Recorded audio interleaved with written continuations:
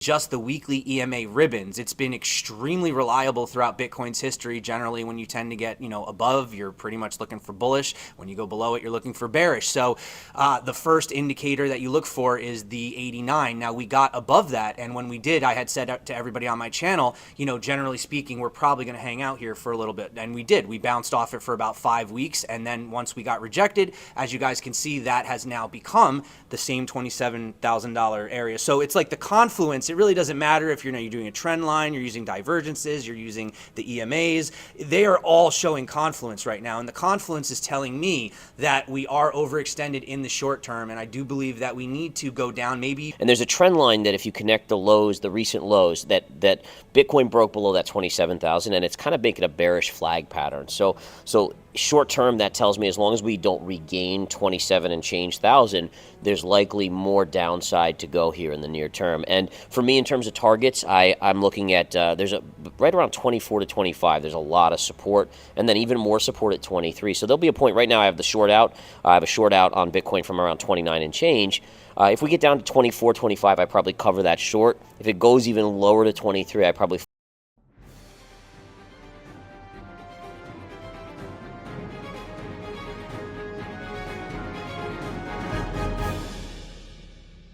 Bitcoin 2023, the largest Bitcoin conference, started 2 days ago, with his attendance cut in half this year due to the prolonged crypto winter we've been living through or a lack of trust in crypto markets with the collapses we had last year. But despite that fact, great content is coming out from this event as some of the crypto experts we usually bring to the channel are doing new interviews and meetings. And while Bitcoin prices still hover around 26,900 with no clear direction for most retail investors, we thought you would love to hear this conversation between some of these experts, including the fan favorite in the channel Gareth Soloway from InTheMoneyStocks.com and VerifiedInvestingCrypto.com and Crypto Zombie from the YouTube channel with the same name. These amazing chart magicians are making new analyses and Bitcoin price predictions that guarantee no one doubts what's happening next.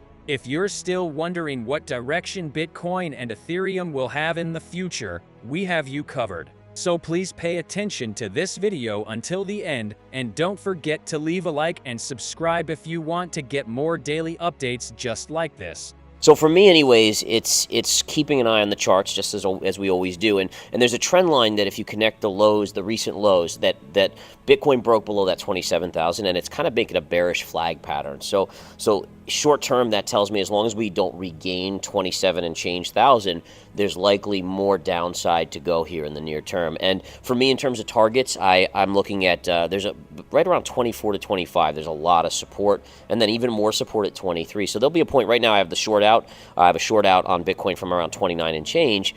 If we get down to 24, 25, I probably cover that short. If it goes even lower to 23, I probably flip it into a long. Now, again, just a reminder, I'm a swing trader, right? So I'm not, it's not a hodl position. It's a be in, make 5-10%, be out of it kind of thing like that. The only thing I'd like to point out, too, is that I'm curious to see, if you look historically at the stock market and Bitcoin often leads the stock market. And Bitcoin topped out at 30,500 a couple weeks ago, or maybe 3 weeks ago now. And the stock market is now seeing this kind of crazy run in some of the stocks that we were seeing with the speculation in Pepe and some of these other coins.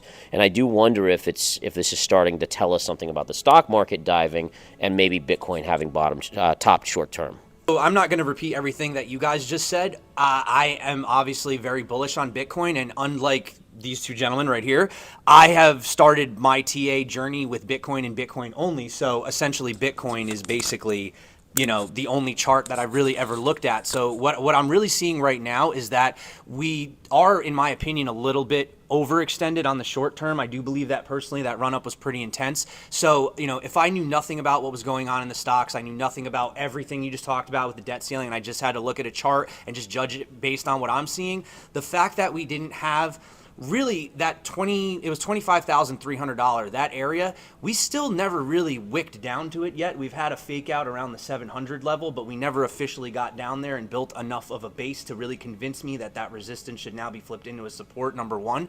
And the other thing is, a lot of people have been following me on my channel, and a really simple indicator is just the weekly EMA ribbons. It's been extremely reliable throughout Bitcoin's history. Generally, when you tend to get, above, you're pretty much looking for bullish. When you go below it, you're looking for bearish. So the first indicator that you look for is the 89. Now, we got above that, and when we did, I had said to everybody on my channel, generally speaking, we're probably going to hang out here for a little bit. And we did. We bounced off it for about 5 weeks, and then once we got rejected, as you guys can see, that has now become the same $27,000 area. So it's like the confluence. It really doesn't matter if you're doing a trend line, you're using divergences, you're using the EMAs. They are all showing confluence right now, and the confluence is telling me that we are overextended in the short term, and I do believe that we need to go down, maybe even fill the CME futures gap in the 24, wherever it is, it's down there, right?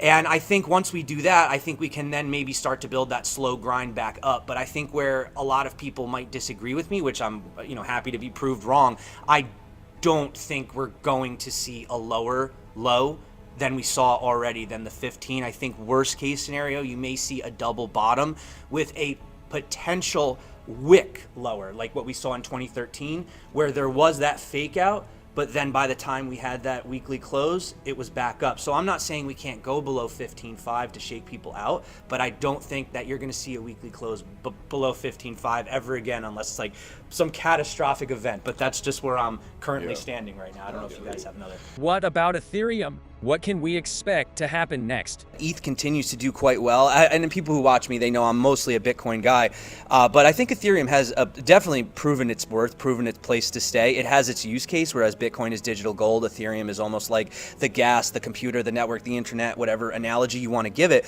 But from a technical analysis, or even just a price analysis, Ethereum, people say, oh, well, don't buy Bitcoin. It's not going to go up as much. You're going to get more gains in Ethereum if you know how to time the cycles. But if you actually do the ETH BTC chart, not the ETH USD chart, you will see that Ethereum has still to this day never made a new high in comparison to Bitcoin when it was up there in the 0.1. And even though everyone's going to flip it, and they like, but even though right now you're looking at the dollar amount, but it's never actually beat the Bitcoin amount. So realistically, you have to pick and choose. I mean, diversification. I think a well-balanced portfolio should have both in it. Not financial advice, of course. That's my opinion. But yeah, I think Ethereum's here to stay. I think it's doing well. I don't really love meme coins. I believe in like freedom of trading and expression and what you want. I just think that historically speaking, usually when you see this frenzy, I'm not surprised that Bitcoin is going sideways and falling, because this is that greed coming back in again. Look what happened with Shiba and Doge. Just go back historically. These meme seasons are not a good thing.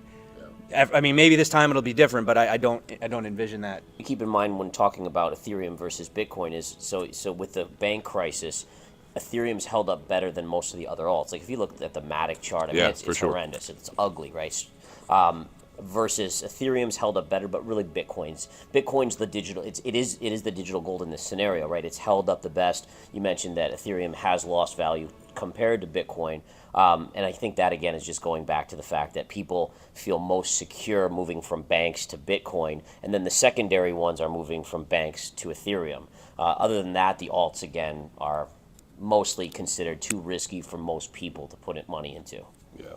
You guys have kind of mentioned like the digital gold side of Bitcoin, and like I look at the digital gold is Bitcoin, right? But then also silver. Silver is Ethereum. Silver, right? So silver has that sort of safety side, but it also has the industrial component where it's used in the economy. And so it's very similar. And so you can see the two, how one matches up with one matches up with the other. And we even see it with silver usually is much more volatile than gold. And Ethereum generally is more volatile than Bitcoin. So it's just kind of cool things to kind of think about. Yeah. Since some meme coins like Pepe are exploding, people still wonder if they can use technical analysis to make informed decisions. So here's what Gareth and Zombie have to say about that. I would just say for meme coins, it's like the gambler goes to the casino and like you talk to these people and they're like, I have a system.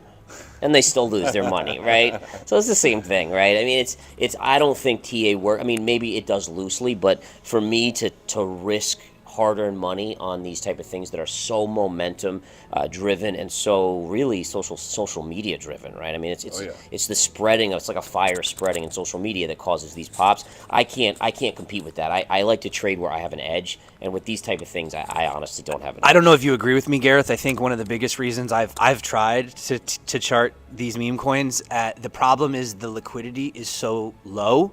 It's so easy to manipulate that you will just see the most outrageous patterns and things. And usually once you get that parabolic run, and if you haven't gotten in it already, not gonna chance it. You know what I mean?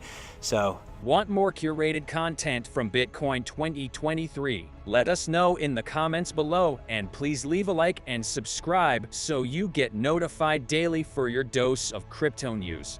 Thanks.